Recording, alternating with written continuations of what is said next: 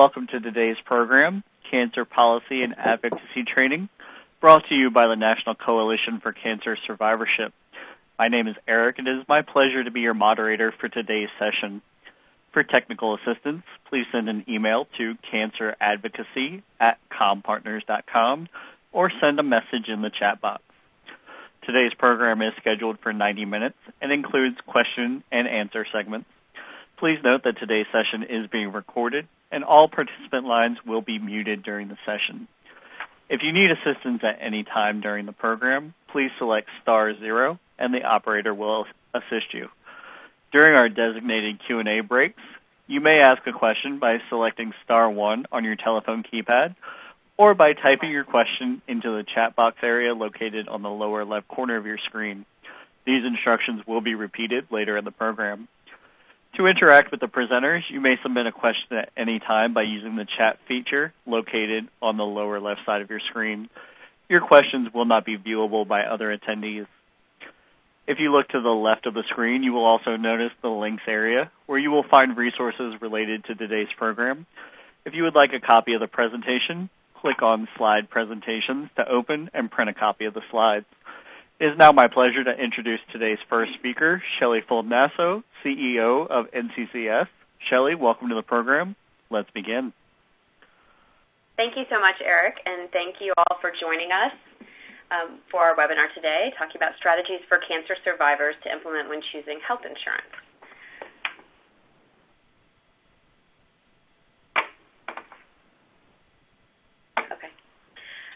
And I'm also pleased that we have today with us Kristen Engelhardt, who most of you have met by email at least, who's our Director of Policy and Advocacy.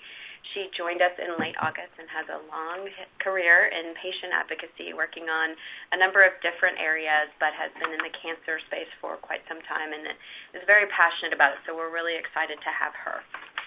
So we always like to start with just a reminder of our mission. We advocate for quality cancer care for all people touched by cancer. Our public policy priorities are to ensure that every cancer patient has access to cancer care planning and coordination services.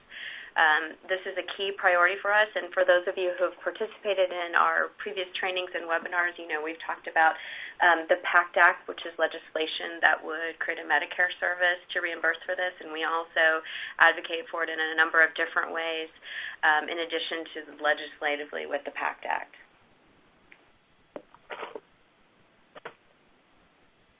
So today's webinar is part of our Cancer Policy and Advocacy Team, or CPAP program. And you may notice that we've changed the meaning of the acronym from Cancer Policy and Advocacy Training to Cancer Policy and Advocacy Team. We really believe this more accurately reflects the program and also is responsive to some of the feedback we heard from you all who participated with us in the webinar and the in-person training. So we've had a series of educational events in efforts to prepare advocates to be fully engaged in cancer care policy initiatives now and in the future. This year we've held 3 webinars so far, and now this is our 4th, plus we had our in-person training and conference in June of this year. So we're very excited about our plans for next year, where the CPAT will be more of an ongoing engagement with all of you, and focusing on the needs of cancer survivors from diagnosis to treatment and through long-term survivorship. We'll be considering policy activities that will advance reforms to make the cancer care system more responsive to survivors' needs. You can join us on Twitter with the hashtag CPAT15. Some of you tweeted during our last webinars and during our in-person training, and we would love for you to tweet during this as well. And during the webinar, you can type your questions in the chat box. I think Eric explained that already. And then if you're dialed in, you select *1 on your keypad when we get to the Q&A. So now I'm going to turn it over to Kristen Engelhardt to introduce our speakers for today. Thanks, Shelley. I'm very excited that we can have this webinar, which actually some CPAT members suggested to us.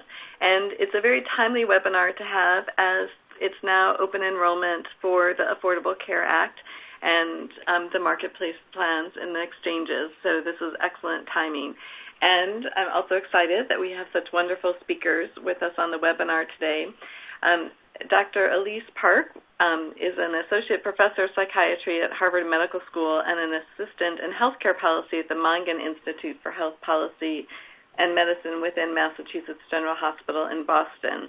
And she has actually done some incredible research with childhood cancer survivors, and she's actually conducted a national study to look at underinsurance issues among adult survivors of childhood cancer, as well as survivors' familiarity with the Affordable Care Act.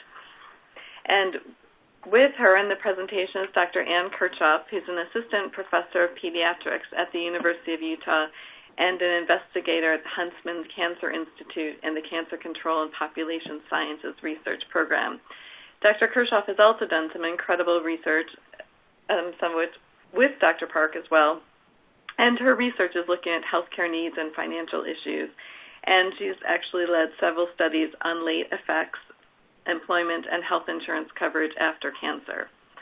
And after their presentation, Lynn Quincy, who's the director of the Healthcare Value Hub at Consumers Union, will do her presentation. Lynn is an expert in healthcare who's worked on a variety of health policy issues, including health insurance reform at the federal and state level, and so she is well-versed in the Affordable Care Act issues. And she is particularly interested in how people make their choices about health insurance coverage and how people find affordable health care. So with that note, I'm going to turn it over to Dr. Park. Great. Thank you very much for asking Ann and myself to speak today. We're excited to share this work with this important advocacy group. Ironically, a little bit of the history of this is that my interest in health insurance and childhood survivors emerged from a health behavior intervention that I was doing well over 10 years ago with a cohort of childhood survivors, in which a lot of them were asking about health insurance coverage. And as part of the intervention, we actually gave out the NCCS booklet on health insurance coverage along with a booklet on how to speak with your physician. And so that actually spurred this interest in health insurance coverage because it was clearly a quality of life issue and a financial issue that survivors wanted to know more about, and the NCCS at that time had the only and a very quality resource for them. So it all comes full circle. So the overview of this is we're going to talk about childhood cancer survivors and the Affordable Care Act. We're going to talk about a study itself that we had conducted, a national survey with the Childhood Cancer Survivors Study. We're going to speak about costs of care and insurance, and then our survey follow-up and a planned intervention. So for those of you who are unfamiliar with the Childhood Cancer Survivors Study, I just want to give you a quick background on that. It's an NCI-funded multi-institutional study of individuals who are diagnosed before 21 years of age with a host of diagnoses ranging from leukemia, CNS malignancies, kidney tumor, bone cancers, and et cetera. And it includes the original cohort of survivors of over 20,000 individuals and some age-matched sibling controls. And recently they've created an expanded cohort of survivors. So it's a wonderful resource that has been enabled us to do this work. The background that we know is that there's advances in care have resulted in a growing population of adult survivors of childhood cancer who need ongoing medical surveillance. We know that the rates of survivors are growing, and actually about 75% of children treated with childhood cancer are anticipated to become long-term survivors, which is great news. But the issue is that after completing treatment, many survivors face new and continued health challenges, and late effects don't emerge till later on, so they're needing ongoing medical surveillance is critical for detection and treatment of things like cardiac complications, reproductive issues, cognitive deficits, and psychosocial sequelae. We know that quality health insurance is critical to maintain this coverage, but we also know from work we've done with over a decade ago with the CCSS study that childhood cancer survivors are at risk for being uninsured and underinsured. So when we did this study, which came out in 2005 in the Journal of Clinical Oncology, we were able to see that there was a significant difference between survivors and their siblings in terms of having coverage. But more importantly, it looks like that there were indications of underinsurance. And underinsurance is defined as medical out-of-pocket costs exceeding 10% of your income or foregoing needed medical care during cost. And so we are seeing indications of that in this initial study that we did. Furthermore, what we saw is that survivors didn't seem to know a lot about their coverage. So it really spurred an interest in us going to the next phase of the study. Recently, other reports of uninsurance coverage among CCSS investigators, Dr. Jackie Casillas, documented that uninsured childhood survivors are at risk for not receiving recommended survivorship care, which is the ongoing recommendations that are needed for their specific cancer treatments to really be able to appropriately treat the late effects of having had cancer or its treatment. In 2010, the background for this is the Affordable Care Act established provisions intended to increase access to affordable insurance to individuals with pre-existing conditions. And I have to say, at the time we had designed the survey, it was right before the Affordable Care Act was being passed, and so we were at the time proposing to the Live Strong Foundation to do a study of health insurance among childhood cancer survivors. And then with the passing of the ACA, it was a wonderful opportunity to explore this further. There was a wonderful article, if anybody is interested in looking more in depth into survivors and health insurance coverage, that came out in 2010. Kathy Riccioni was one of the authors, which talked in depth about the anticipated benefits for childhood survivors and adolescent survivors of the Affordable Care Act. But here are some outlines of the important provisions. Individuals now under the Affordable Care Act can buy insurance from high-risk insurance pools. This is particularly important because we know childhood cancer survivors are more likely than unaffected individuals to not be working and not have employer-sponsored health insurance coverage, and we also know that employer-sponsored coverage has gone down. Provisions include coverage expansion to age 26, so survivors could stay on their parents' plans, which is also important because we know childhood survivors are likely to marry later. Medicaid expansion for childhood survivors who meet the criteria. Regulations specifying essential health benefits, which is very key for ongoing care. Primary care visits and preventive care coverage requirements. So these are all aspects that really contribute to survivors staying covered and getting ongoing care for their needed follow-up. In the U.S., though, unfortunately, with all these provisions, what we see is that many individuals still have a low understanding of available health insurance benefits, and furthermore, individuals have limited health insurance literacy, which is actual knowledge or confidence about health insurance. So more specifically, what we wanted to know is, given that the population itself might have a low understanding about insurance benefits, and particularly ACA provisions, what is childhood survivors' understanding of the ACA and coverage preferences? So that's what we sought to look at. Although the ACA is likely to increase coverage, of note that uninsurance and underinsurance still remains a problem for childhood survivors. We know that over 8 million uninsured adults gain coverage after the enactment of many ACA policies and provisions, but over 10% of the U.S. population remains uninsured. So the ACA is not a panacea for the general population nor for childhood survivors. Also importantly, there are many high co-payments, deductibles, and declines in access and cost of employee-sponsored insurance that has financial implications for the general public and specifically for childhood survivors. More importantly, childhood survivors might be at risk for unmet health care needs and financial burden. For many of these risk factors, we know they often can have low incomes, and they might live in states that are not participating in the ACA's Medicaid expansion. They might forego coverage. We did a qualitative study a few years ago that was published in the Journal of Cancer Survivorship explaining why survivors may choose not to have health insurance coverage. They may participate in narrow network plans where that limits where survivors can get their care, and lower premium plans which limit which specialists they can get care from. Moreover, there's no coverage for specific cancer prevention guidelines. So survivors might have recommended preventive care, but it might not be covered specific to them. This is a few of the articles that we published that I referred to Anne is not going to be talking, but has a great paper about Social Security income and Social Security disability insurance. The paper that we had just published this year in JCO is I'm going to give an overview on now if you want to look at, and also the qualitative paper. For our design overview, we did a two-phase study. It was qualitative, and we surveyed survivors and siblings. We wanted to look at survivors and siblings' coverage perceptions, needs, and their difficulties. We wanted to see how familiar they were with the ACA prior to its implementation. We wanted to understand what their priorities were for coverage. And we wanted to look at their experiences overall with federal disability coverage to give context to our findings.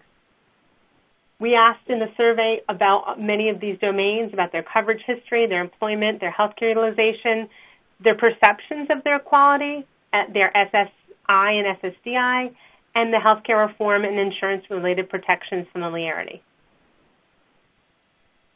This was our conceptual model that we used for the study.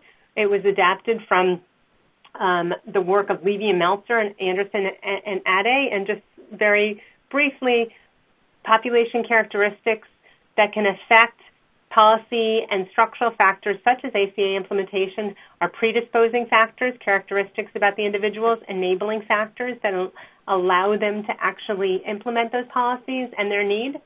And the outcomes of the factors are insurance coverage itself, medical care, and the overall impact on their health. This was an example of what the survey looked like. We asked a question that would identify whether individuals were insured or uninsured, and we had versions for both surveys.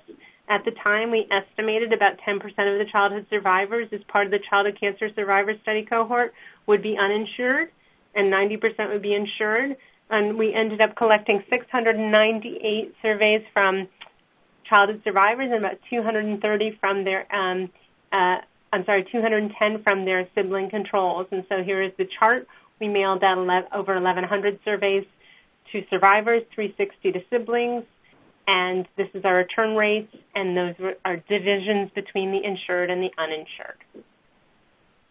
Participant characteristics, we had 3 blocks of age at survey. What we found with survivors is just under half were male. Majority of individuals, and we did a random selection among CCSS, but this is typical of the CCSS current cohort. The original cohort were predominantly white. Education was a mix. About a quarter of the survivors and siblings had completed some college, and over half had completed college and above. Marital status is about half of survivors, and 67% of siblings were married, and this is consistent. As I said, we expect survivors to be somewhat less likely to be married. And there's a little difference, but not significantly statistically different, between employment rates of survivors and siblings.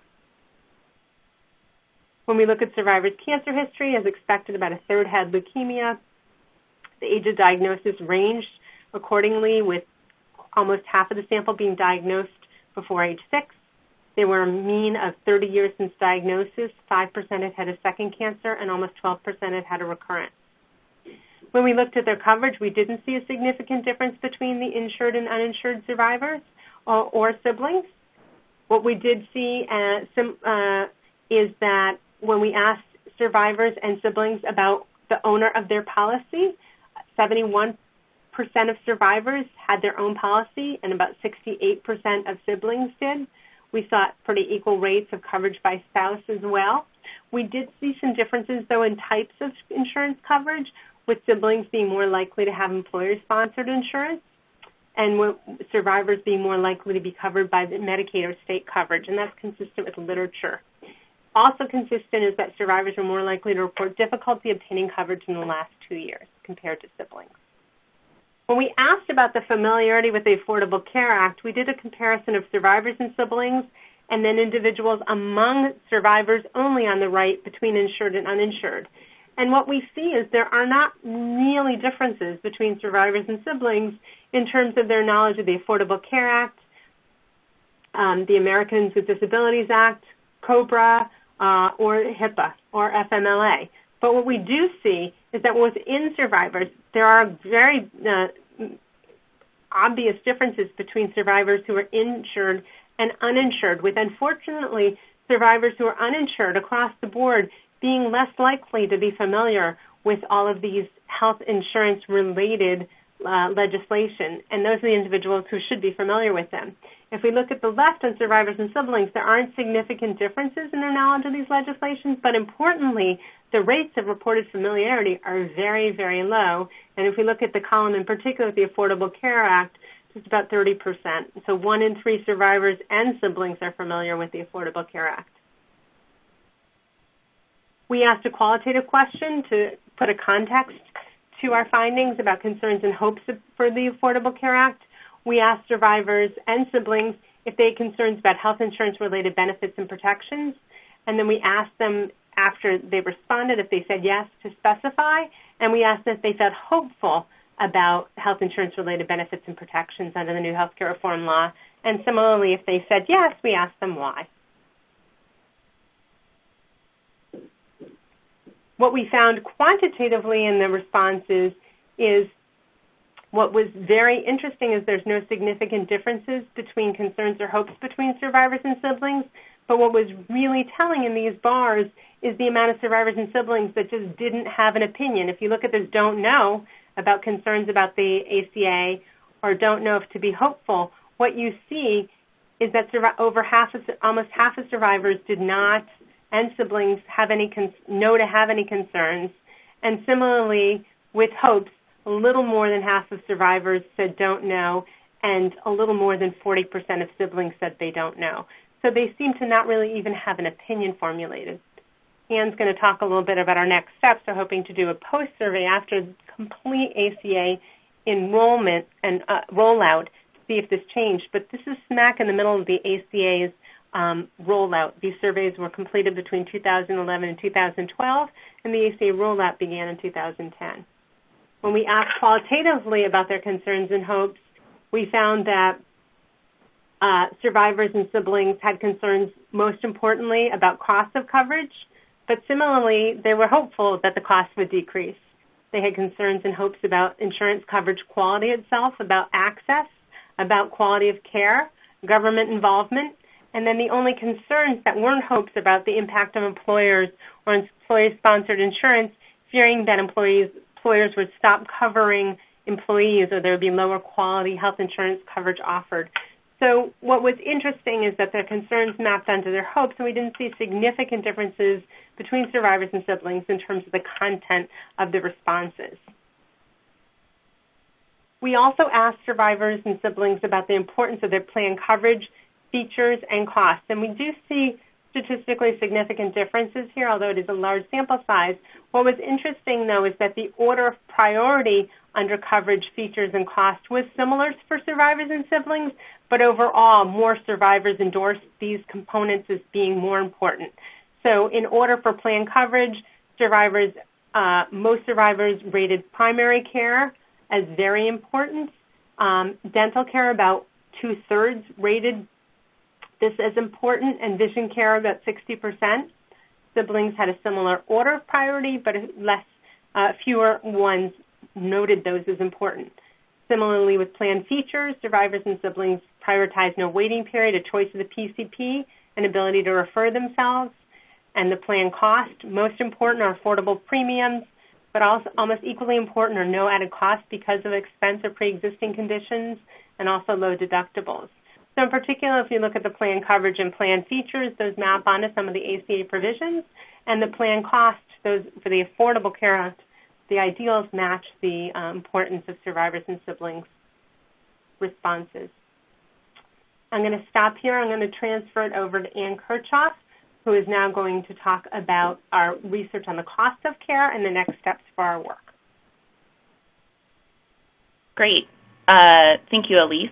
So one thing I just wanted to quickly clarify that I think we didn't set up clearly in the background slide was about some of the provisions that could benefit childhood cancer survivors. And so just to sort of clarify for those of you who may have a question, so the high-risk pools were part of the ACA prior to the rollout of the insurance exchanges. And so those have been phased out, and now people with pre-existing conditions will also be buying their insurance on the exchange marketplace as well, too. So I apologize. We may have not quite clarified that all the way. So I'm going to move into talking about some of our research around the cost of care. As I'm sure many of you are well aware, that there's a growing national focus on the rising cost of cancer care and really what this impact means for patients. Clearly financial costs can affect patients through reducing their access to treatment while they're going through cancer, but then in the long term when they need to be, receiving appropriate follow-up care to, detect and manage conditions before they become problematic. We know that about 1/3 of cancer patients and survivors report financial problems. And when we've looked at studies of adolescent and young adult cancer survivors, we know that the cost of medical care is associated with decreased utilization of care. But this is something that hasn't been as well investigated in younger cancer populations. And as Elise mentioned earlier, one way that we look at questions around underinsurance is to look at out-of-pocket costs. And so this is really the focus of these next sets of slides on some of our work around these issues. And so we often use a 10% marker for out-of-pocket costs. And so basically what this is spending more than 10% of your household income on healthcare costs. And these costs are things that, aren't covered by insurance, so things like your deductible, coinsurance, co-payments, paying for prescriptions, that type of stuff, for both covered services and then things that aren't covered. And so the way that we've looked at this going forward on the next slides is to create a group of survivors who are reporting high out-of-pocket costs versus those who are not. And these are really based on two projects that we are working on with oncology fellows. So Ryan Knipp and Doug Fair, I wanted to give them credit as well, too. And we look at both this underinsurance marker, the 10% out-of-pocket costs, but then some other markers as well, too, such as foregoing or needed medical care as well, some of the things that Elise mentioned in her earlier slides as well, too. So in the next set of slides, we'll talk about some of our results related to out-of-pocket medical costs, and then the impact of medical financial issues on utilizing care. And then, obviously, insurance plays a large role in this as well, too. So to orient you to this first results slide, I'm not going to spend time kind of going through all the methods, since I think Elise did a nice job of giving the setup of the childhood cancer survivor study and our sample. This first slide looks at the out-of-pocket costs. And so here there was a variable created to look at out-of-pocket costs categorized at less than 10% of household income annually, and then at 10% or more. And so about 9% of our sample reported having high out-of-pocket costs. And so this is actually a tiny bit lower than what we see when we look at other groups like national data, but the childhood cancer survivor study participants tend to be a little bit higher socioeconomic status and a little less diverse than when we look at the general population, so not surprisingly. And so this out-of-pocket cost question came from, an item in our survey where we specifically asked people, how much did you and your family spend on out-of-pocket costs for medical care, and asked them to think about prescription drugs, co-payments, deductibles, but not to include insurance premiums or other costs. So this is really what they're paying directly.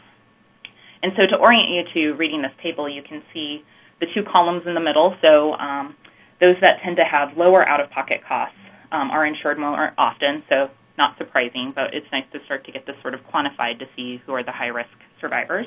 And then those that also have lower out-of-pocket costs tend to have more employer-sponsored health insurance coverage, so you can see about 81% compared to 64%, and then tend to be employed more often as well, so almost a 25% difference if you're looking at those bottom rows.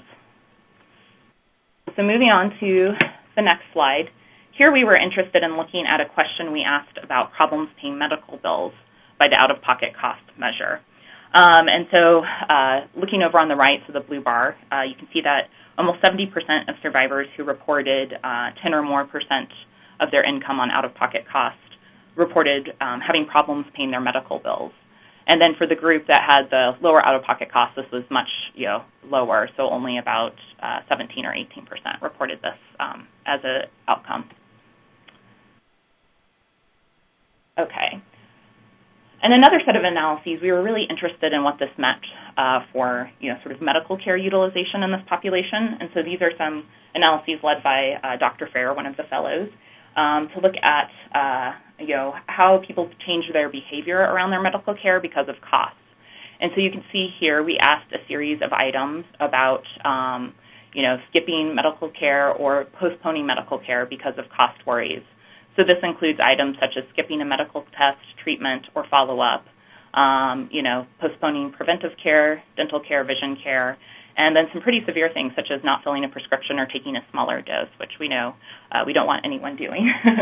And several of these, obviously are markers of uninsurance as well, too. So moving on to the next slide. So here, in the first sets of analyses, we were just really interested in looking at how common are these sort of missed care opportunities. And so we created a variable where we categorized the number of missed care events, so how many times they're reporting skipping a prescription or not going for vision care. And you can see here that about 55% of the survivors report at least one or more missed care events. And so when we actually looked at the specific items that were most common, these really did range, but the most common sort of reported skipped kind of preventive care was dental care. About 39% of the survivors reported skipping dental care. And this was followed by preventive care and postponing vision care at about 25%. And these actually track pretty closely when we look at the siblings. So, we have the sample of the survivor siblings to make some comparisons too. But we know that, oral complications, vision issues can be pretty big problems after cancer treatment. And so even if the survivors aren't skipping at a higher rate, we know that it's extremely important to make sure that they're getting these services. Other factors that were also particularly important as well, too, about 15% of the survivors reported not filling a prescription as well in the past year. And so this is also something we'll be thinking about as we're moving forward with our work as well, too. Okay. This next slide now kind of dovetails both our measure of out-of-pocket costs and missed care. I apologize, it's kind of busy, but I'll try to orient you to it. And so, if you look at the blue bar, for example, blue bars, this shows the percentages for the high out-of-pocket cost group compared to the green bar, which is the lower out-of-pocket cost group, so those who are reporting less than 10% of their household income on costs. And so not surprisingly, we see that the group reporting high out-of-pocket costs, tends to be, reporting some of these missed opportunities for care at quite high levels, such as 62% of them reporting, postponing dental care, 50% skipping a medical test. But I think the thing that was surprising to me about this slide was that even for the low out-of-pocket cost group, so the green bars, we still see a substantial number of individuals reporting skipping these services, such as preventive care, dental care at 36%. 14% are reporting not filling a prescription, so some pretty high levels. Okay. This next slide here is the last results slide that I'm going to talk about. And this was an analysis where we were interested in looking at factors together that were associated with missed care due to costs. And here we're using that same variable that I showed in that earlier slide with the graph that showed 45% of survivors report no missed care versus 55% across the different groups. And so here we're looking at one or more instances of missed care. And not surprisingly, we see that insurance, plays a really big role. So the way that this is modeled is insurance actually is shown here to be protective, so that those who have insurance tend to have fewer missed opportunities, which is not surprising. But when we looked at the type of insurance, although this will be something we'll try to look at in more detail later, we don't actually see as many, or we didn't see an association there. You can see, for those of you that want the statistical numbers, the p-value is not significant. But two groups that did hang out as potentially being at higher risk are the female survivors and those with chronic conditions. So two groups that we really want to try to understand in more detail in some of our subsequent work so that we make sure that we're addressing their needs. Okay, so now just to briefly sum up some of these analyses we've been doing on the costs of care. So childhood cancer survivors, not unlike many populations and other cancer patients in the U.S., really do experience a high financial burden that can affect their lifestyle and impact their medical care utilization. And that we found that worries about medical expenses do seem to have an impact on health-seeking behaviors that, foregoing some of these important preventive and medical services are related to cost barriers. And that, not surprisingly, insurance is, associated with, a decreased risk in some of this medical burden, cost burden, and that those with chronic conditions and female survivors may be at a little bit higher risk of having some barriers. And that out-of-pocket cost burdens may really lead to some financial distress and negatively impact care for survivors. And so with Elise's earlier paper on the ACA, as well as some of this work that has been launched by our fellows and the rest of our team, it's really made us think about, what are some of the overall conclusions for this population to set up the next phase of our work. And so, we have a few take-home points that we're finding that, survivors, particularly those who are uninsured, really do lack familiarity with the ACA. As Elise mentioned, we saw a much higher level of knowledge about the ACA and other protections around insurance and employment for survivors and our earlier assessment. And this is borne out in some of our qualitative work that we've done, as well as, I believe, in other studies as well, too, sort of growing on the focus and need to support patients on the ACA. But we were excited to see that survivors in our sample do have, preferences that match some of the ACA provisions, which might be a nice opportunity for, doing some supports and intervening, and that education and assistance may really be needed then to, make sure that survivors are accessing their coverage and benefits in the best way, and to really hopefully start to address some of these cost issues that we're seeing in our sample. So now I'm going to move on and talk a little bit briefly about some of our next steps with our work. And so, as Elise mentioned, we're trying to launch into a new phase to really understand the impact of the ACA now that it's been, the exchanges have been out for a couple of years. Certain states have expanded their Medicaid coverage, that we're very primed to really understand these issues for this population. And so our goals are going to be to first examine longitudinal changes in health insurance coverage, under insurance, and familiarity following the ACA implementation. So this will be able to look at both differences for the survivors across time and then also how they compare to their siblings.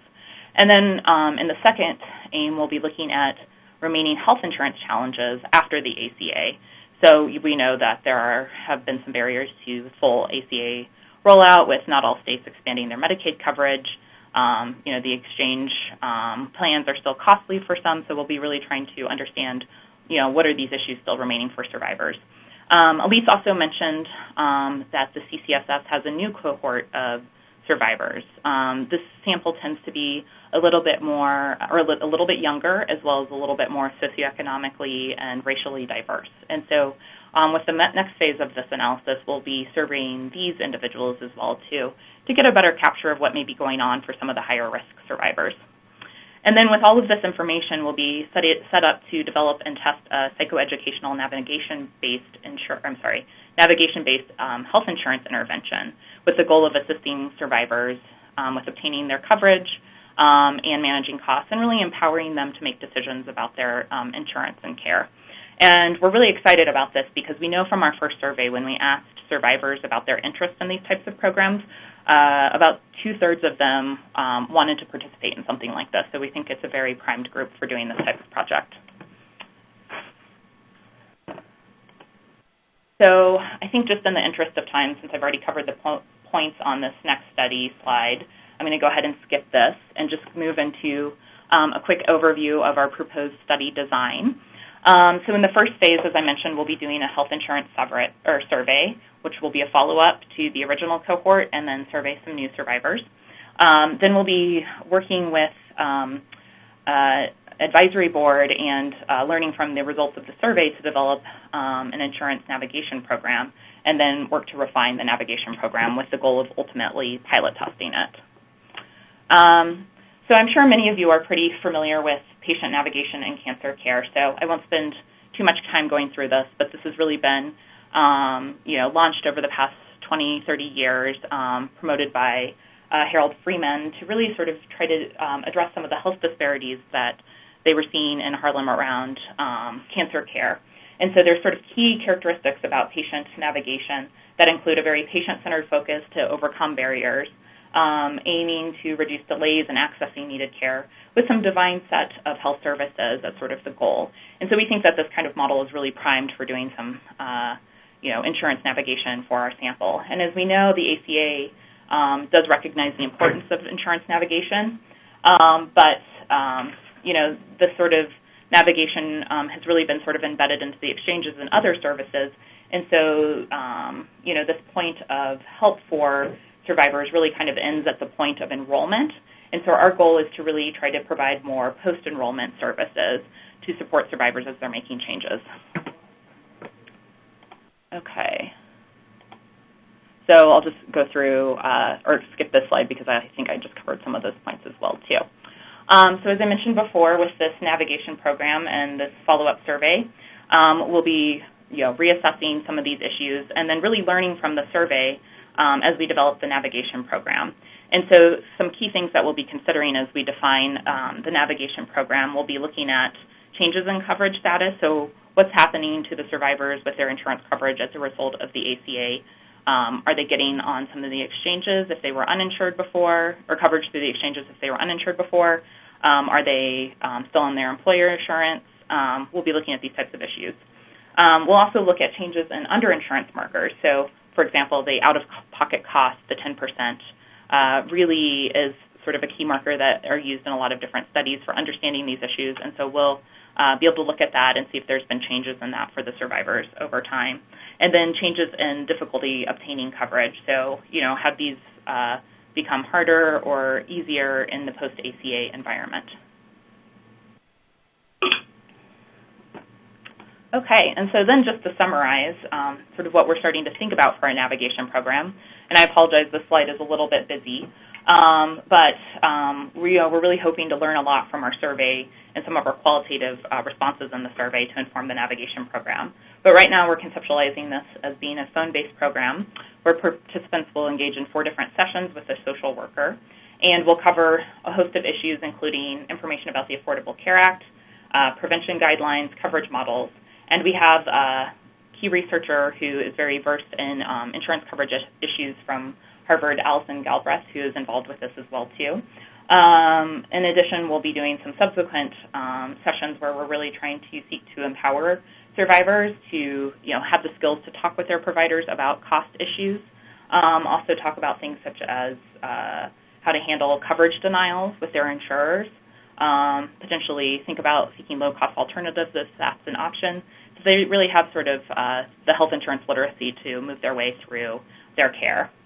And as I mentioned before, this will all be developed with some key feedback from an advisory board that includes experts in the field. And so we're very excited to, begin to develop this program. Okay. So now that I've kind of made our way through some of our slides and next steps, I just wanted to briefly acknowledge the depth of our research team. As you can see here, there are a huge number of folks who are involved with this study. I just wanted to highlight Ryan and Doug, who are the fellows that have been working with our team that have led a lot of these analyses, and then also highlight the team from St. Jude Children's Research Hospital, which has been the leader in the childhood cancer survivor study and helped us conduct this survey. And again, also thank Elise as well. And so now I'll go ahead and turn it back to Eric. Thank you very much. We will now open up for a question and answer segment. If you would like to ask a question, simply type your question into the chat box area located on the lower left corner of your screen. Once you have entered your question, click on the send button located next to the box. Your questions will not be viewable by other attendees. You can also ask a question through the phone if you are dialed in. To ask a question, simply select *1 on your telephone keypad now. Please note that *1 will not work if you are using a speakerphone. Please pick up the handset before selecting *1. If you are waiting to ask a question and decide you no longer wish to ask that question, select *2 to remove yourself from the phone queue. Shelley, can you go ahead with our first question, please? Sure. I have a few questions, but I don't want to monopolize the questions, so I'll ask one while we wait to see if anyone has a question on the phone line. We did get one question from Rita that we're going to hold for Lynn when she presents next. But I'm interested in if you have a sense, and this may be something Lynn can address as well later, but to what degree do survivors understand that they need to choose a silver plan to get some of the cost-sharing benefits. I have concerns that people look at the cost of premiums and look at the bronze plans as an option, but then if they don't choose the silver, they're missing out on some of the opportunities for other support in terms of the cost sharing. Do you have a sense of that, or is that not something you looked at in your study? We haven't looked at that in our study. I mean, remember our study was conducted a couple of years ago, and we haven't really done a post-study or gotten to that level of granularity. I think Lynn could speak better to that. Yeah.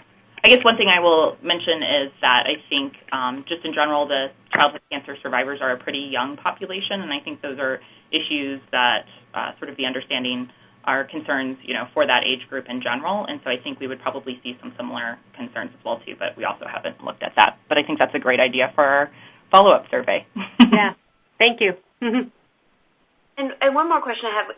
When you showed the missed care opportunities and you stratified it by people with high out-of-pocket costs and people that did not have high out-of-pocket costs, there were, it was a little surprising how many types of healthcare interactions people were skipping, even when they had the low percentage. Was the question specifically asked if they skipped those because of cost, or was it they were skipping them in general? And do you have a sense of why that was so high? I guess what we were kind of talking about here is this an adherence question in addition to a cost question? Or is it fatigue of the healthcare system for childhood cancer survivors who've been in it for a long time and then don't want to go to the doctor when they don't have to, or some of the other, like a dental appointment or a vision appointment? Yeah. Yeah, I mean, I guess it's probably sort of a host of things. So we did this question specifically asked in the past year, was there a time when you did any of these following because you were worried about the cost? Yeah. So we do specifically address that in there. And I think for this group, that probably some of it is, potentially sort of care fatigue. But I think just in general with this group, especially with the CCSS sample, I think they're pretty well primed about the things that they need to get. And I would say it's probably a relatively activated group compared to maybe some other survivor samples. They've been in this study for a while. And so I think what we are really seeing is probably some of the cost burden. We know increasingly they start to develop health complications as they get older, and so they may be making some trade-offs where, dental care isn't being seen as important as some of the other services. I don't know if Elise wants to weigh in on this as well, too. I think that's accurate. The paper, in Journal of Cancer Survivors, the qualitative paper, we tried to sample an equal number of uninsured and insured, and I just want to say among the uninsured, which are a significant minority in this population, though, there was a lot of avoidance behavior, a lot of really not wanting to interact with the healthcare system, not so much fatigue, just really not wanting to disconnect from the fact that they need ongoing medical care. So I think that paper gives a flavor to that would answer that would give a context to some of these responses.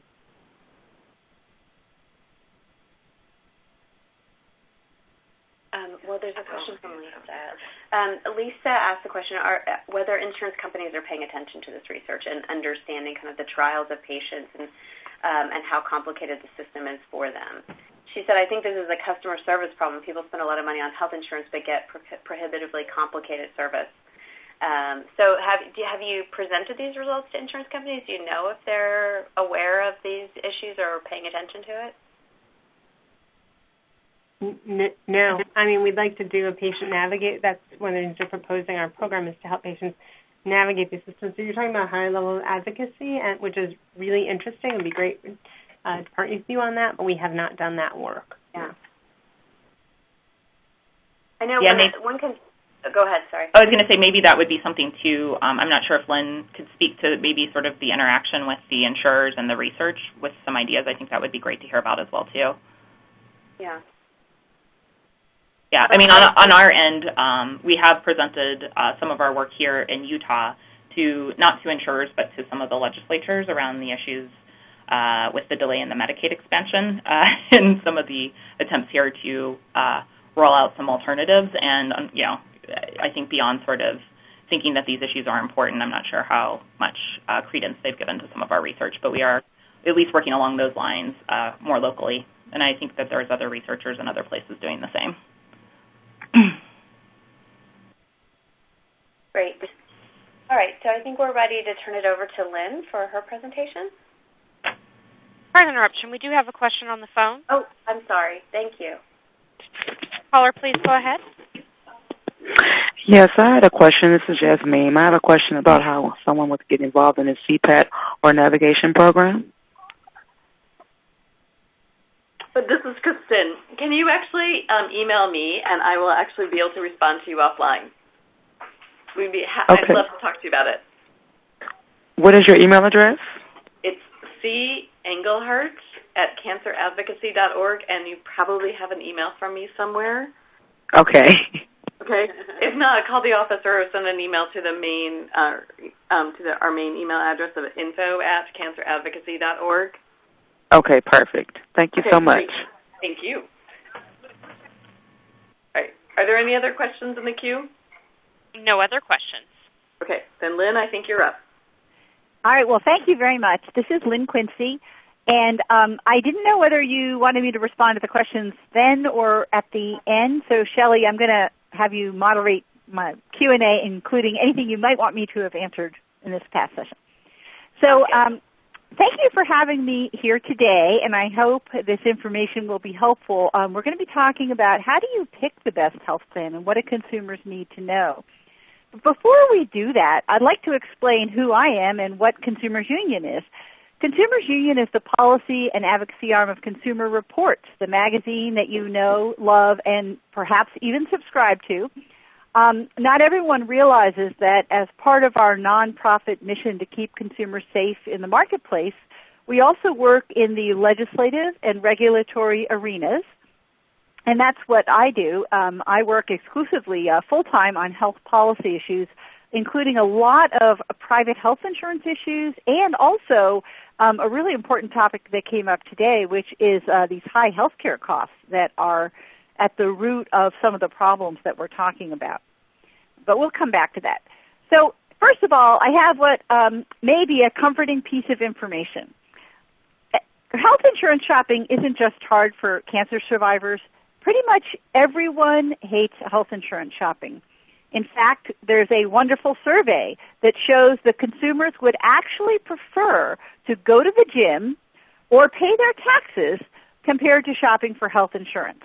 So we have a problem here when it comes to getting people into the right plan, in that we're actually talking about a task that they would prefer to avoid. So you're not alone is the message here. Today, there's a lot of insurance out there, including public coverage, Medicare for seniors, Medicaid for lower-income families, but I'm going to be focused on private health insurance, which includes not only the coverage you might get from your employer, but also coverage you might buy on your own. And this is very much aligned with the types of people that Anna and Elise were talking to. So let's go ahead and get started. The most important thing, I know this is self-evident, but sometimes we have to remind our policymakers this is true. Best insurance plan is in the eye of the beholder. And as everyone listening on the phone today knows very well, this is going to include things like, can I afford that premium? Maybe I have a budget constraint and I can only look at a certain set of plans because those are the only premiums I can afford. But we're going to talk about, can I afford the cost sharing? That's already been introduced. What is your health status? Are you going to need a lot of services or a few next year? Do you have an existing relationship with doctors? For many people for whom they're new to the world of health insurance, they may not have a relationship with the doctor, but there are other similar considerations, such as, can I get to the doctors that are taking new patients in the network, or do those doctors speak my language?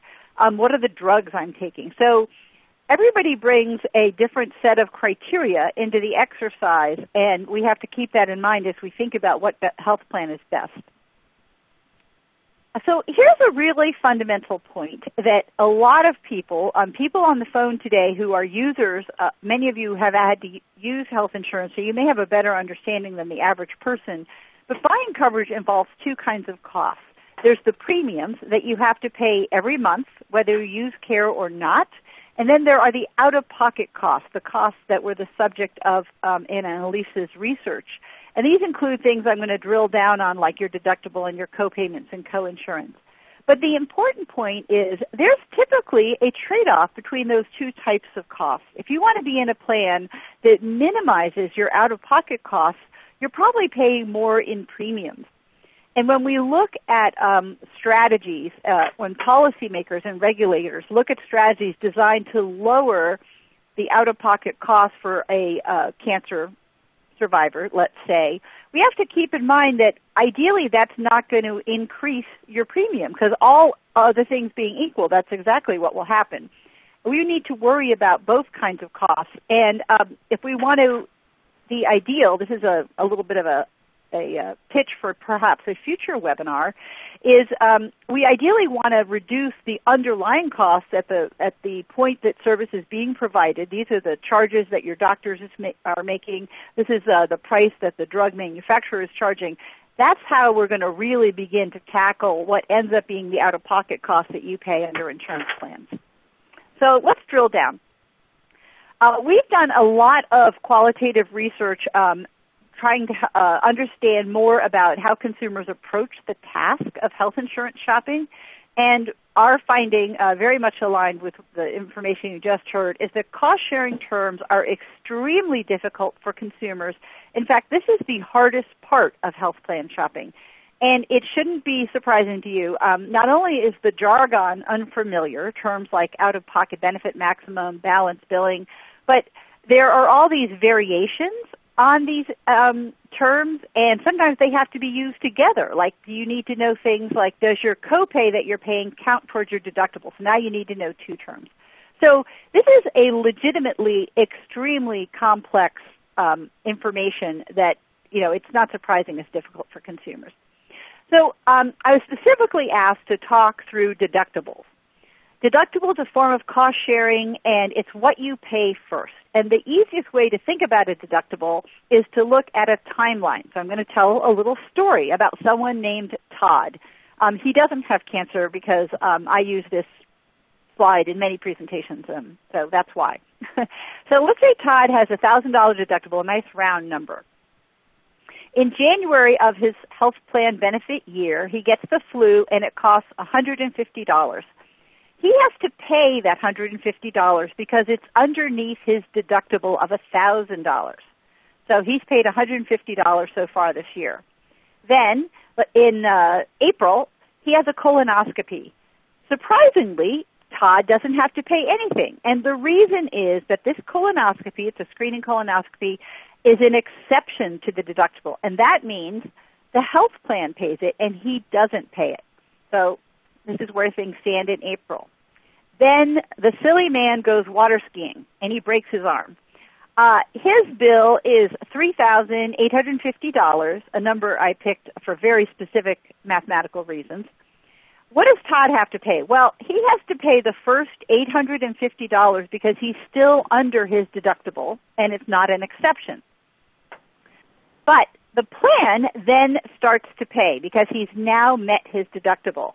And what happens is Todd and the health plan begin to share the cost. In my example here, Todd faces co-insurance of 20%, so he's going to pay $600 of the remaining balance, and the plan pays $2,200. That's a lot of math, but the basic idea is Todd had to pay in until he reached that certain amount of money, that $1,000, and then Todd and the plan began to share the cost of services that he was incurring. There's so deductibles are hard because there's all these special rules. One of them are exceptions to the deductible. An exception to the deductible that you'll encounter in all your private health insurance plans are free preventive services. These are were standardized under the Affordable Care Act, and they include a wide list of services, and you'll see a link if you need to understand more about what's free and what's not. In addition, many plans offer other things that are exceptions to the deductible. For example, they might offer a few primary care visits as sort of an inducement to have you come in and start getting some care. But that's not standard, so you have to look. One clue can be in your insurance documents is to look for the phrase after the deductible is met as a signal that these are things you might have to pay that the plan won't share the cost with you until you've met that deductible. I'm going to talk very briefly about where you can find some of this information. There's a form called the Summary of Benefits and Coverage. All private health insurance plans must describe their plan benefits using this standard form. And this probably looks fairly wordy and perhaps even intimidating, but the beauty of this piece of information is it always presents the information in a standardized way, so you can always find what you need in the same place. So, for example, these yellow arrows are pointing to where the deductible information is. If you are in a family where maybe you have an option, you have a coverage option through your employer, but you could also get coverage through that you buy on your own, and you're trying to weigh these two options maybe for your spouse, the beauty is any health plan you might be considering must give you this form, and you can compare them side by side. Due to the length of time I have to present for my other pieces of information, I'm not going to show you where they lie on this form, but you should be able to find most of the information I'm talking about on the form somewhere, and that can help you in your shopping, in your comparison shopping. So let's move on to another form of cost sharing, copays and coinsurance. These sound like the same thing to many consumers, but they're different, and in a way that's really important for consumers. A copay is a fixed cost that you pay each time you receive a service or perhaps fulfill a drug prescription. So, for example, $25 for a primary care provider visit. What's important is at the time when you're choosing among plans, you know exactly what your out-of-pocket cost is. The risk is very low that you're going to face an unexpected bill should you get that particular service. Coinsurance is very different. You're still sharing the cost with the plan, but now you're paying a fixed percentage of the bill. For example, 50% or 20%. The catch is you don't know what the total amount that the percentage is applied to until you get the bill. It's applied to something called the allowed amount or the contracted amount. This is an amount of money that the health plan negotiated with your in-network provider, but you can't know what it is. So you don't know if it's 20% of $100 or 20% of $200. And that's really hard on consumers. You're going to see coinsurance in your plans, but often plans, some plans will have more copays than coinsurance, and some plans are the reverse. So keep in mind that co-pays make your costs a lot more predictable. So let's talk about two terms that are sound somewhat similar. One is the out-of-pocket maximum. And what I want you to take away is this is a good thing. An out-of-pocket maximum protects consumers because it describes the most you have to pay in any given year for covered services, so it doesn't include non-covered services, from in-network providers. Things that are outside of the out-of-pocket maximum are the premium or something called a balance bill charge that you might get if you use an out-of-network provider. If your healthcare costs are so predictable that you're going to probably incur so many services that you pay that out-of-pocket maximum, then you have a lot of certainty about your costs in any given year. It's going to be the cost of the premium plus the amount of money in that out-of-pocket maximum. So you can add those two numbers together and compare plans that way with a lot of certainty. If your costs are probably going to be under the out-of-pocket maximum, then you face a lot more uncertainty, and a lot more math to figure out how plans compare. Benefit limits are also called benefit maximums, so they sound a little similar, but they're the opposite. A benefit limit, it means less coverage for consumers. It's a bad thing.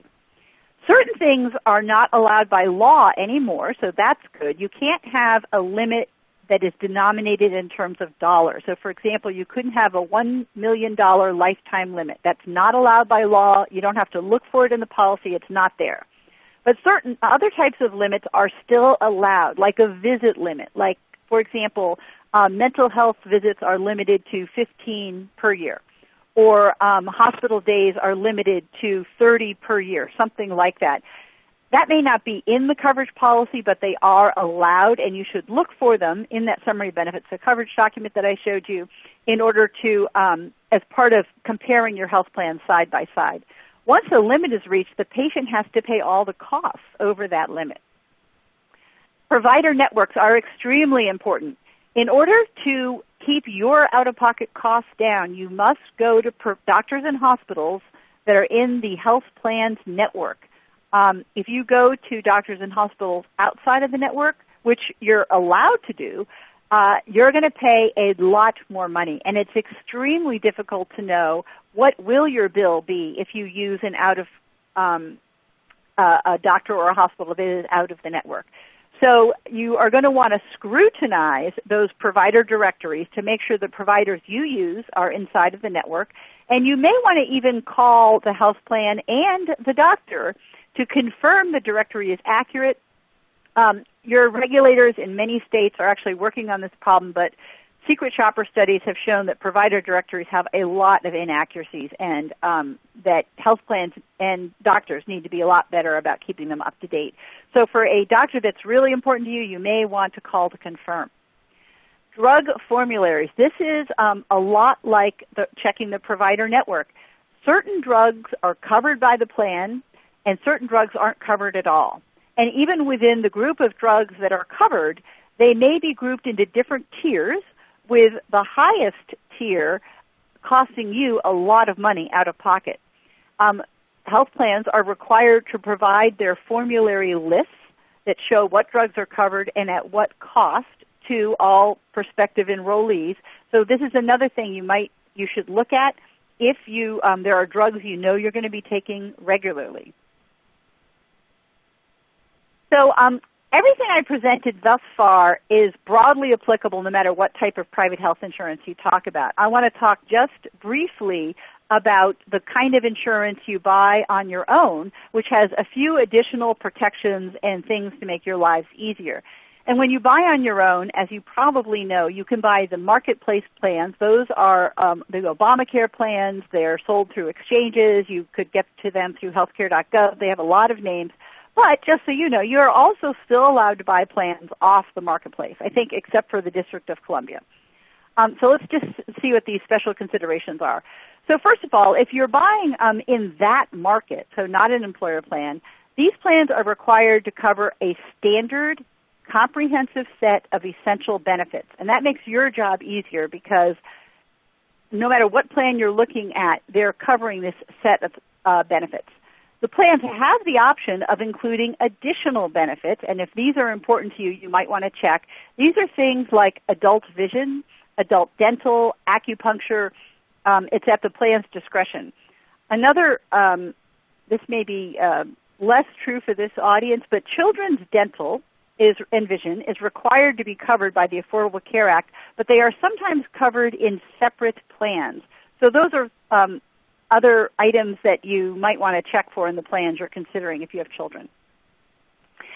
Also in this market, plans are categorized by metal tier, and this is a signal as to where you are in that premium out-of-pocket trade-off. So platinum plans, which sound really good, are really good in that they have the lowest out-of-pocket costs, but they're going to have the highest premiums because of this trade-off we've talked about. And so on down the line through catastrophic plans, which are actually, you're going to find, are extremely similar to bronze plans. They have the lowest premiums, but you pay the highest amount out of pocket. You could face a $6,000 deductible in these plans. I want everyone to remember silver level for a second because that's going to be important. That middle level is going to be important in an upcoming slide. And this is worth repeating while we're mentioning plans you get through Obamacare. Whether you like it or hate it, it's really important to people who've had cancer. Because when those reforms went into effect in 2014, you can no longer be denied coverage, charged more for your coverage, or face a pre-existing condition exclusion because you've had cancer. It was not that way in this market before the advent of those reforms. So we should all take a moment as a breast cancer survivor myself and be very grateful for those consumer protections. So now I'm drilling down specifically onto the marketplace plans, one way you can get coverage that you buy on your own. The marketplace plans are the only place you can get financial help. And as you can tell from the prior research, this is really important. There are two kinds of financial help you get in this market for these plans. One are tax credits, and they serve and these are advanced tax credits. You don't have to wait till you file your taxes. These serve to lower your premium cost. Another form of help are called cost-sharing reductions, and they serve to lower your out-of-pocket costs, when the costs you pay when you go to see the doctor. You can only use that second type of help with silver plans, and I'm going to illustrate a little bit more what we're talking about. In order to get this help, you have to meet some qualifying conditions. You can't be eligible for other coverage, let's say like Medicare, and you can't be eligible for employer coverage. But let's say you meet those conditions. There's also an income constraint. The upper income constraint is something called 400% of federal poverty level. Now, as you can see from my chart here, it goes really high up the income stream. For families of 4 or more, we're talking about incomes of over $100,000 per year. At the lower end, this gets a bit squishy because it depends on at what income you qualify for Medicaid in your state. As a reminder, Medicaid is the program for lower income families. So the lower bound is going to be somewhere between 100 and 138 of federal poverty level. It's going to depend on the state, but it gives you a sense of what level of income we're talking about. The amount of help you get to pay for premiums slides with income. So the lower income families get the most help, and those that are getting close to 400% of poverty get much less help, but it's still welcome. And then just to talk about the other form of help, the cost-sharing reductions, the ability to pay less at the point of service if you buy a silver plan. So they take the silver cost-sharing reductions, but they lower it for people who are enrolled. That's only eligible to people at somewhat lower income. So now the maximum income for that is something called 250% of the federal poverty level. And you can see in my blue box about how high that goes up the income stream. So this is all really important because the number one reason that people don't enroll in coverage is that they don't understand financial help is available. They think they can't afford it, which in some cases may very well be true. But it has been proven in survey after survey that many of them don't realize financial help is available, including our own qualitative research, or they don't think that they qualify for it because nobody believes they could be at that income level that qualifies for financial help. So I'm going to stop there and open it up to Q&A and turn it back over to Shelley and Eric. Thank you so much, Lynn. Eric, I have a few questions from the text box, but if you want to give people the instructions for asking a question by phone, that would be great. Sure thing. As a reminder, if you would like to ask a question, simply type your question into the chat box area located on the lower left corner of your screen. Once you have entered your question, click on the Send button located next to the box. Your questions will not be viewable by other attendees. You can also ask a question through the phone if you are dialed in. To ask a question, simply press star 1 on your telephone keypad now. Please note that star 1 will not work if you are using a speakerphone. Please pick up the handset before selecting star 1. If you are waiting to ask a question and decide you no longer wish to ask that question, select star 2 to remove yourself from the phone queue. Shelley, go ahead. Okay, thanks. So this question is from Linda, and she says, many hospitals allow techs, surgical assistants, et cetera, to practice that are out of network, and the patient ends up paying a much larger amount of the service. I can second that because I took my son to the ER, and the ER was in network, but not all the providers who worked with him were in network, and I got much larger bills. So she asks, what is being done to limit this practice? When you think you're doing everything right by checking to make sure that your hospital or ER is in network, and then you get there and you don't really exactly have the opportunity when you're in an emergency situation to say, no, I don't want this provider who's out of network to be working on me because I'll be paying more. What can consumers do, and what is being done about that? Well, thank you for this question.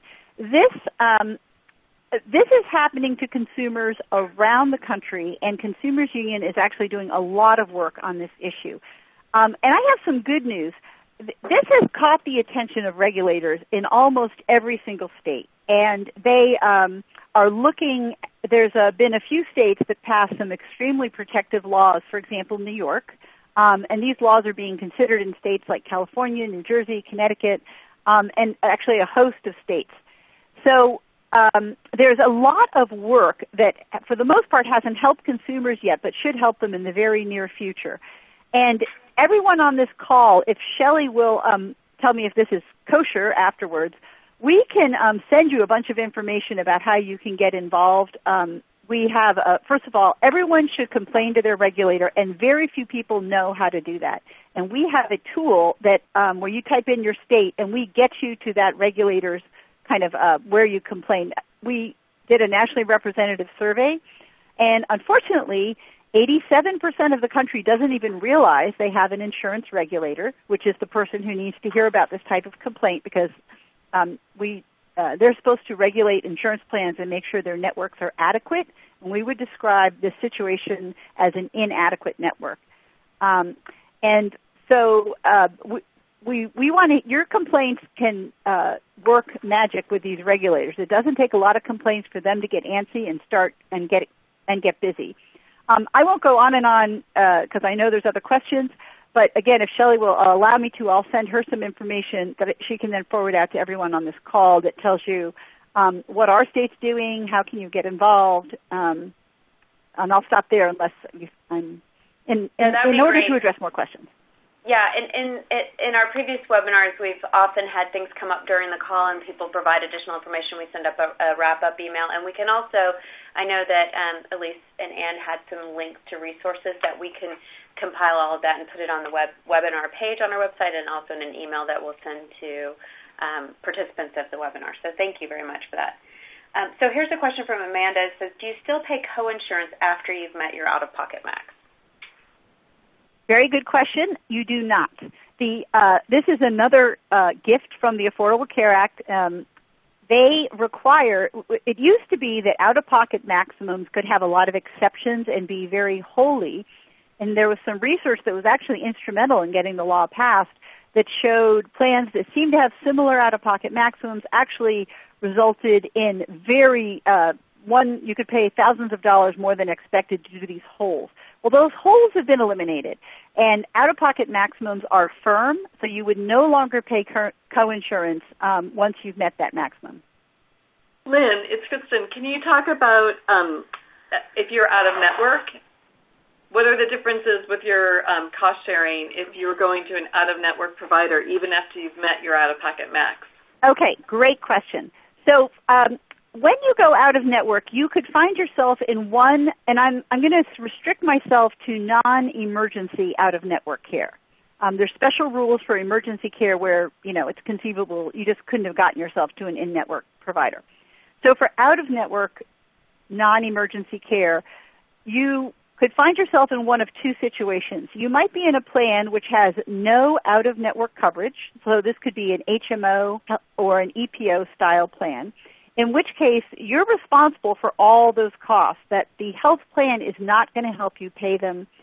The costs you pay out of network have no impact on that out-of-pocket maximum, on reaching that out-of-pocket maximum. The other situation is you're in a style of plan that pays something towards out-of-network costs. These are often referred to as PPO plans, preferred provider plans, or POS plans, point-of-service plans. In those plans, there's a separate maximum for your out-of-network care. So the costs you incur by going on purpose to an out-of-network doctor are going to count towards that out-of-network maximum, but not towards your in-network maximum. The out-of-network maximum is going to be a much higher amount. It isn't governed by rules like the in-network amount is. So you have to be extremely cautious. And I'll return back to the surprise medical bill question.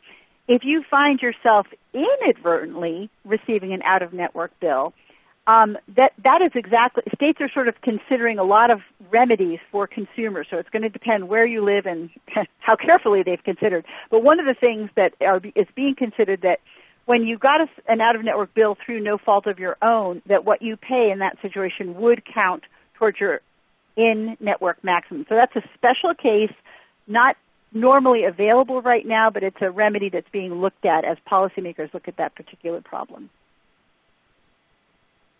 Great, thank you. Okay, so I have a question from Rita. She asked a really specific question about how to help her son choose a plan for the drugs he needs for his chronic condition. And I don't know that we can answer that question here, but she's also asking, he lives in Colorado, who can he contact in Colorado to help him? And can you talk a little bit about the assisters and how they help people enroll, and do they have the expertise to help someone look at their specific drug needs because of the chronic conditions they have and figure out which plans would cover that? You mentioned that plans are required to post their formularies, which should show if a drug is covered, but we've also heard that that's not consistently implemented, and it's often very difficult for patients and consumers to find the formulary to be able to tell if their particular drug they need is covered. Yes, that's a great question. Just because plans comply with the letter of the law and post their formularies, it doesn't mean that it's easy for a consumer to do that homework that I described. And all of our qualitative research shows that people want in-person assistance, and fortunately, there's quite a bit of assistance available. If you're enrolling in coverage during this open enrollment period because you buy on your own that just started, the first advice would be get in as early as you can. Don't wait till the last minute because it might take a while to compare all the plan options. Some of the people who could assist you are traditional insurance brokers, but you do want to make sure that they're independent and are in a position to look at all your health plan choices as opposed to just certain plans that they may have a contractual relationship with. There are also these entities called navigators, and you can get to one through healthcare.gov by putting where you live in. Unfortunately, and the administration is well aware of this, in every single state we have supply does not meet demand. But nonetheless, I would go ahead and try to access that type of person. They're not going to have clinical knowledge of trade-offs among drugs, but they are going to know how to get to the formulary information so that you can compare drugs. And everyone's hoping that in the future that there'll be a tool right online that allows you to, like Medicare folks have, that allows you to enter the drugs you take and see which plans have them in the formulary as opposed to kind of looking at them one by one. The other option I would try would be the local cancer groups like the American Cancer Society, because they have many of the different disease groups, if you will, have specially trained helpers that know what this population needs and look at the specific. They may have even done a pre-comparison of plans to figure out which ones are best. So I hope that's helpful, but there's several options for assistance out there, and all of this should be free. That is very helpful. I wonder too if the physician or cancer center that has the people who help with the finances are able to help with determining which plans cover which drugs. I would think, depending on where you are, they may be able to. So you mentioned that on healthcare.gov you can search for these assisters or navigators, and is that for all states or only states that have their exchanges through the federal government? I think it's for all states. I think for the states that operate their own exchange or marketplace, before too long you'll be funneled to that state's website, but they all have that capability. You can start at healthcare.gov for any state, is the short answer. All right. So speaking of calling into the exchanges and talking to navigators, we have a question from Irene. When a patient calls into the marketplace, are they told then if they will qualify for the tax credits or the cost-sharing reductions? Well, you can get what's called a preliminary assessment, and which everyone, if you even think you might qualify, you can complete. So you can do a number of things. You can complete an online form to see if you look likely to qualify. You can talk to your navigator or sister will absolutely bring this up. I mean, they should be fired if they don't check to see if you qualify for financial assistance. So, yes, that's all part of the process. And this question is related to Rita's from Cindy. She said, what is the best way to compare prescription coverage across plans, specifically cost sharing for cancer drugs, which fall into the highest tiers and require cost sharing. She referred to the report that ACS put out that I know you mentioned to us, Lynn, and I think you touched on this in your last answer that we don't have the tools to make those comparisons yet, but we may in the future. But what other advice, is there any other advice you have for making those comparisons?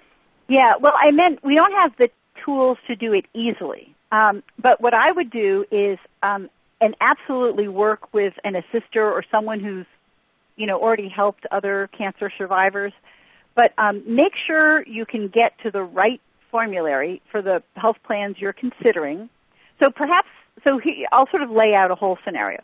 The first thing you would probably want to do is check to see if you qualify for financial assistance, because if you qualify for those cost-sharing reductions, you absolutely want to buy that plan, so you would not consider all the other plans. And there'll be multiple options. So you've restricted yourself to certain options that you can afford. Then you would go to the formularies. You'll have to manually go out to each formulary and look for the drugs you take and make a note in like a table or a spreadsheet as to does it cover that drug and at what form of cost sharing. You'll have to do it across plans, and when you look at that information, you'll get a sense of who seems to cover all the drugs I need and who seems to have the lowest cost-sharing amount. Another thing, I'm a big agitator, but if you find that the drugs you need are always in the highest cost-sharing tier, I would again complain to your state regulator, because there's a requirement under the law that health plans not have what's called a discriminatory benefit designs. And one of the things they're taking a really hard look at is, are they trying to discourage certain types of patients from enrolling, what we might call backdoor underwriting, by always putting every single drug they take in the highest cost-sharing tier.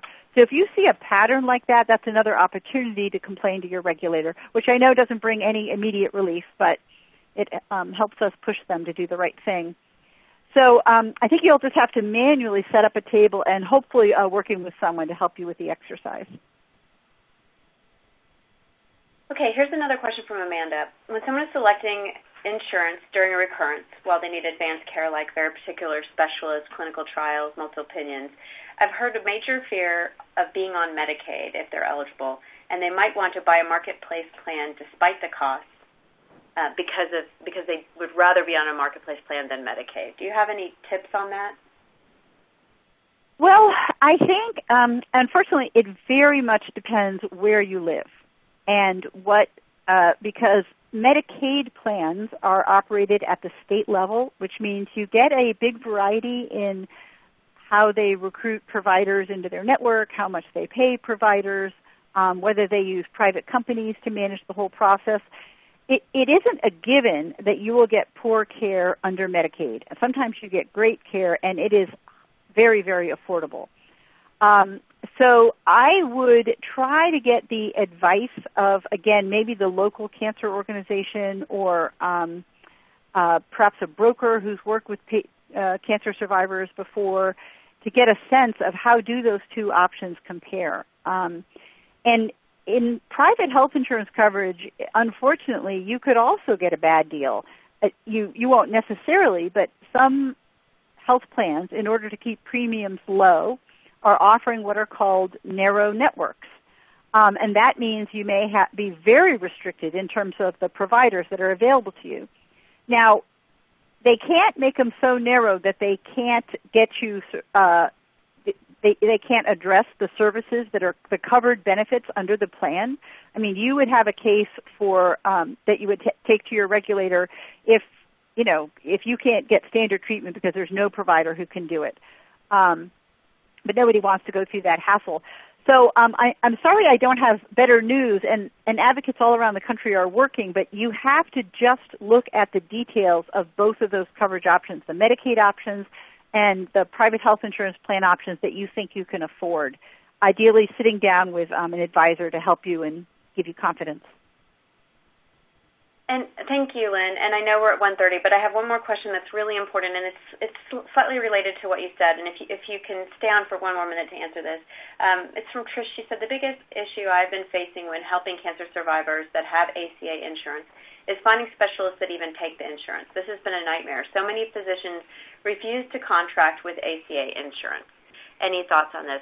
Why is that the case? What is the reason not? I mean, are these health plans less generous in what they pay the physicians? Why are physicians opting out of these plans while they're taking other plans? So I haven't. This is actually not a I don't think this is a widespread phenomenon. What I think is going on, and I know I know this has probably happened to her exactly as she described it, but this is the policy context. Healthcare costs go up at very much more quickly than general wages, the general economy, and that's been going on for a long time. So that means that health plans everywhere, whether they're an Obamacare plan, whether they're your employer's plan, are really struggling to keep premiums affordable. And they're not affordable, but, we're trying to keep them going up at 7% a year, not 15% a year. And they use these tricks like keeping the expensive providers out of the network in order to keep those premiums lower. You usually have an option of a broader network that but it's going to cost you more in premium. So these are the trade-offs, unfortunately, that cancer survivors and consumers everywhere have to face, and they're typically not affordable trade-offs. But I don't think that there's a widespread practice among providers to specifically not participate in Obamacare plans. I think it's just a more of a market-wide phenomenon that one of the tricks insurers use to keep premiums low is to narrow their networks. So I don't know. I'm sure that doesn't help Chris, and I apologize, but that's just more of a national expert's perspective on what she seems to be seeing. Right. Well, that makes sense. I mean, I know early on when in the first year of the plans, there were some major oncology providers who were opting out. But I wonder if that might have changed now that we've gotten into a couple of years under our belt with the plans. So. Well, and when we say opting out, probably means that they're not willing to participate at the rate that the health plan wants to offer. Mm-hmm. And because I think health plans, they always want the must-have cancer centers in there, but they face a trade-off. When you're in demand by the market, you can sort of say, you can have me, but only at this price, and it drives up premiums, and so there's just a lot of trade-offs going on out there. Right. Well, thank you very much, Lynn, Elise, and all of you who participated. You guys asked some really great questions. I hope this was helpful, and we look forward to following up with all of you with the materials from all of our speakers that we talked about, and we'll send you an email with that information. Thank you so much for joining us, everyone, and have a wonderful afternoon. Thank you, and with that, we will conclude today's webcast. If you take a look at the links box on the left-hand side of the screen, you will see the webcast evaluation. Please take a moment now to complete the evaluation and give us your feedback on this program. Then click on Submit when you have completed the evaluation to send us your responses. Your comments and suggestions are very important to us, and they help us to provide you with this kind of quality programming. Thank you for your participation in today's webcast. Today's program is copyright 2015 by the National Coalition for Cancer Survivorship, with all rights reserved. This concludes today's program. Thank you. You may now disconnect.